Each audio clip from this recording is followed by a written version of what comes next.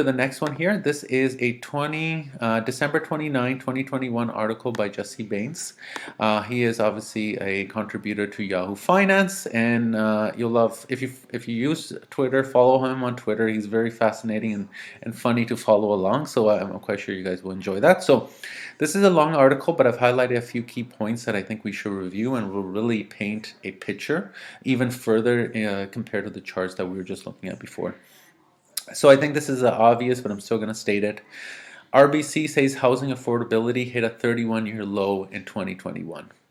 Homebuyer demand is supercharged and inventories are near historic lows in virtually every market, creating intense competition between buyers and pressured prices up, said RBC senior economist Robert Ho in a new report. That's very evident in a lot of what's happening in the current market. There's obviously a hot demand for homes, and inventory is low because a lot of people have refinanced their homes, and let's say they were moving from a semi to a detached, they'll refinance a semi, given the price appreciation, take that money, move it into their new home, and rent out their previous home, thereby obviously reducing inventory. So a lot of that does have to do with investor behavior. Talking about suburbs. So the suburbs and beyond were particularly hot as buyers sought out more space. This is obviously because of COVID-19, and I'm quite sure you heard this since the start of the pandemic. Ali, this is Nassim Ali, the founder and realtor at One Group. It's a real estate brokerage in the GTA or in Ontario. She is hoping for a more balanced market in 2022, but expects demand to continue to outpace supply until the spring and summer. And we'll get to that, what she means by spring and summer. Before we move on to that, I just want to share some of these changes year over year, and these are price increases. And these are the top, let me just show you the top 5. Bancroft and area 47%, Brantford region 40%, North Bay 41 or almost 40%, Cambridge 39%, Barrie and District 37%. What do these areas have in common? Think about it. These areas, before the pandemic would be considered remote, except really for Barrie or even Brantford, for that example, even Cambridge now. But now you can see people are traveling. Bancroft, North Bay, Cambridge, Brantford. People are driving and they wanted more space, they wanted more area, so they drove. And they drove east, west, north, northeast, northwest, and to find space. And you can see these price increases are definitely showing evidence of that. You can even see here Oakville, Milton, 36%, Niagara Region 35%, London St. Thomas 34%, Quattro Lakes. You heard about the housing boom in the cottages, 34%. So just continuing on here, this is just Ali's thoughts. By July, things will slow down, especially August. All the people that really want to move out because of COVID, by then will have kind of been the last batch. That's her experience speaking and what she believes. Again, no one knows what the future holds. This next information is about the remarkable mortgage market. So as I mentioned in the previous or in the chart, we saw mortgages originations were 250 billion in 2021, the highest ever.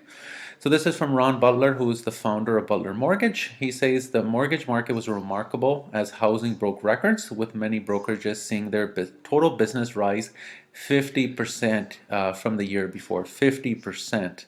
And going on that sentiment, this is what he has to say. That's an amazing number. I mean, that's not a natural course of business to be up 50% in 1 year. Those are some strong margins. And again, just provides more evidence of what we saw in 2021. Some of his opinions, Butler says he expects low inventory to keep prices elevated in the early part of 2022, but suspects something will happen in the first 2 quarters of the next year, so 2022. Some kind of government intervention, some sort of rule change. Certainly, in all likelihood, prime rate will go up at some point, so referring to interest rates increasing by the federal government. And governments may step in through their bank regulators and through the CMHC to modify some of the existing rules to do with housing financing to choke back on this over-exuberant growth.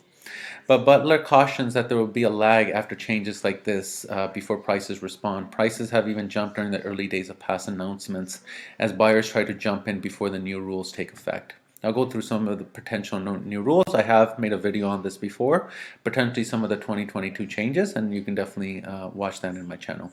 This is a video that Jesse Bains, along with Steve and John Palansky, host on a monthly basis. They have been doing it, if I recall, all of 2021. You'll find it very fascinating if you're looking for information. These are definitely experts speaking about this matter, and it's definitely some of their quotes I've used before and follow them on Twitter. So great resources for your own research, your own information you're looking for, and your own judgment calls. Just wanted to put a plug in there for these guys. Going back to cracking down on investors, so you'll see here, investors, obviously I mentioned they're in the market, there's been a lot of price appreciation, and there's always going to be a person want to take advantage of the opportunity.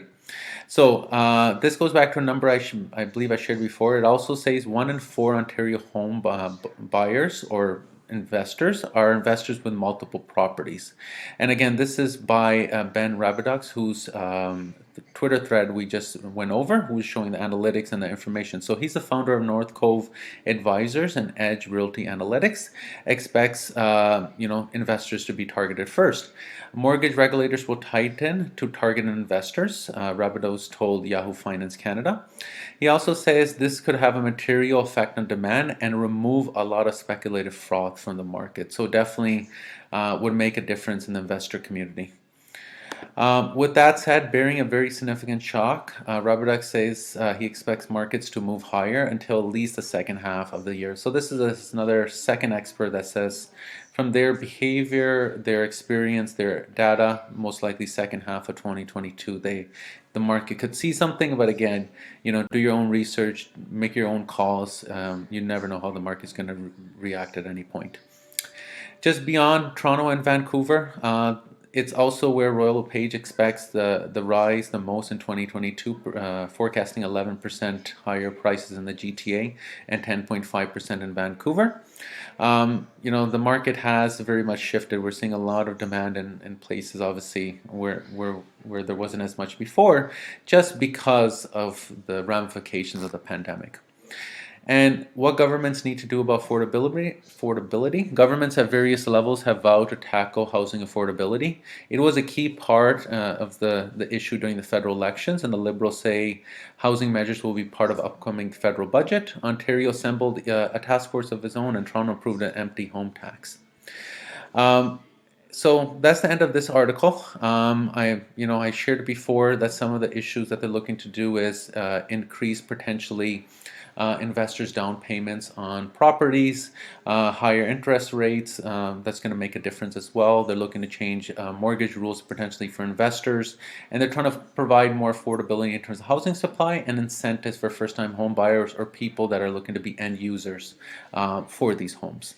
So that was the information for you today. I hope you found it valuable. I hope you found it adds more information under your belt to make a more well-informed decision.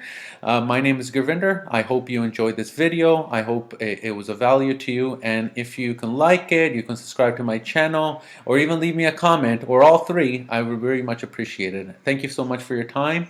Happy holidays, Happy New Year, and I'll talk to you again in 2022. Thank you so much for your time.